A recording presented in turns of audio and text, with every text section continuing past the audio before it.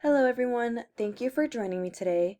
My presentation focuses on the Starbucks instructional design project titled Elevating the Path, which updates the Barista to Shift Supervisor training pathway.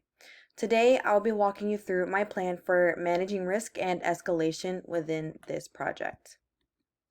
So the purpose of this project is to enhance the transition training for baristas who are moving into the role of shift supervisor.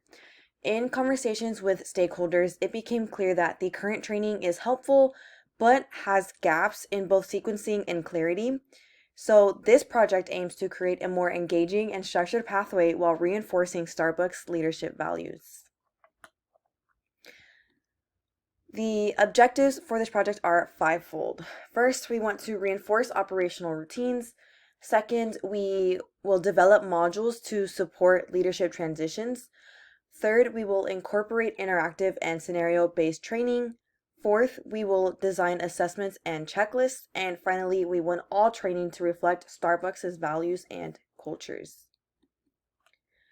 For the project timeline, it will unfold over the course of 8 weeks, beginning with a needs analysis and collaboration in weeks 1 and 2, followed by development of both barista basics and supervisor modules in weeks 3 and 4. Assessments will be created in week 5, and piloting and revisions will occur in weeks 6 and 7. And by our final week of week 8, the final training plan will be submitted after revisions have taken place.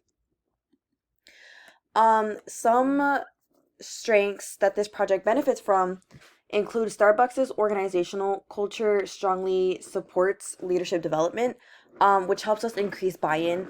The project also has a clear timeline and milestones, reducing scope creep. And finally, the content is highly practical and addresses real training gaps, making it immediately relevant to our employees across the country.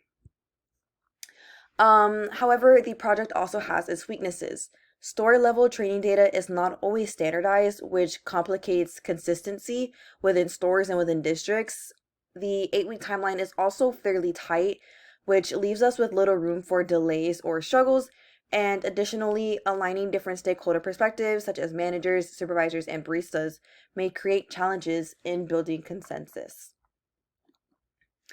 Looking ahead, this project presents some key opportunities. By clarifying the training pathway, Starbucks can increase employee satisfaction and reduce turnover. By retaining our baristas, we get to see more internal growth within the company, which I think really helps increase morale. I know one of the more fairly recent complaints that we have been hearing from baristas is that Starbucks is a company that does hire outside for important positions such as store managers, district managers, HR groups, etc. And so a lot of our baristas feel as though, moving up within the company is hard to do because their scope of who they can hire is so large. So by clarifying this pathway, we help increase their satisfaction and reduce that turnover so that they feel like there is room for their growth within this company without having to leave or without feeling like they're being overlooked by other people coming in. The program also strengthens the leadership pipeline by preparing more baristas for supervisory roles.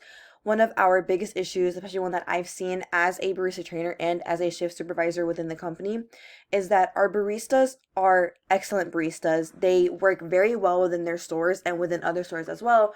But once they get into that supervisory role, that aspect of leadership and taking ownership of a shift is lost sometimes because it's not instilled in us as baristas, because that's just not something that their barista has to worry about. That's not a part of their role. Their job is to focus on customer satisfaction and beverage quality, whereas the shift supervisor obviously has to focus on that, but also has to pay a lot more attention to actually running the floor and the shift with customers and employees at our core. So that's one thing we really want to focus on with this program and with this training pathway, is helping to better prepare our baristas for what that supervisory role is going to look like.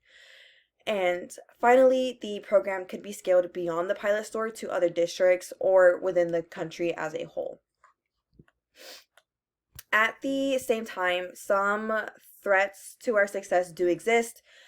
Some employees may resist changes to familiar training methods. At this current moment, with our new CEO, Brian, coming in and introducing a lot of that back to Starbucks and back to that coffee house fuel that has been rolling out within the past few months, we've already seen a lot of resistance from baristas and supervisors, as well as some store managers, because of there are a lot of changes already taking place. I know one of the major ones has been our dress code. We used to have a really lax dress code, and now it has become a lot stricter, to where we are only allowed to wear all black for tops, unless you have the Starbucks specific ones through Coffee Gear. Um, we have also narrowed down like piercings, how many we allow, things like that and of that nature. And so a lot of stores have been unionizing. So we're already seeing a lot of resistance to change. And so incorporating a change this big when it comes to moving up within the company, we might see a lot of pushback from baristas.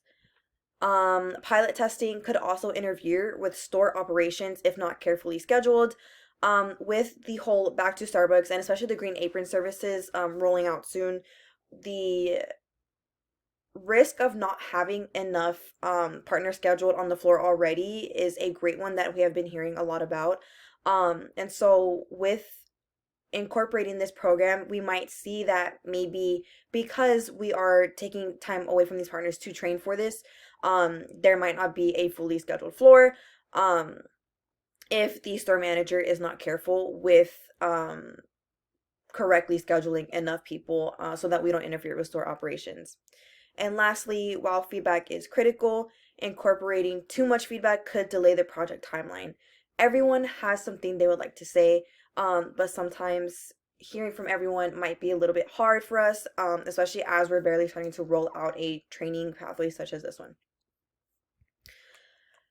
To manage those risks effectively, we will first focus on identification. So feedback loops will be built into the pilot phase, ensuring that baristas, supervisors, and managers can share concerns early and often without necessarily interfering with the timeline that we ideally have in place.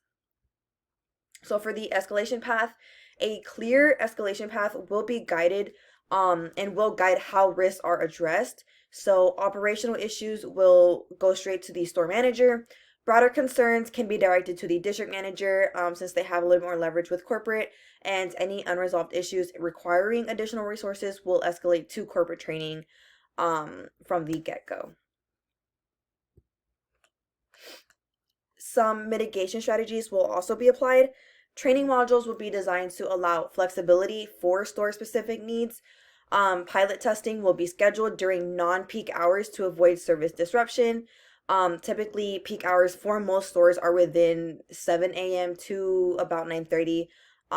So pilot testing will be taking place and will be scheduled outside of these peak hours. And finally, weekly stakeholder check-ins will ensure transparency and communication for everyone.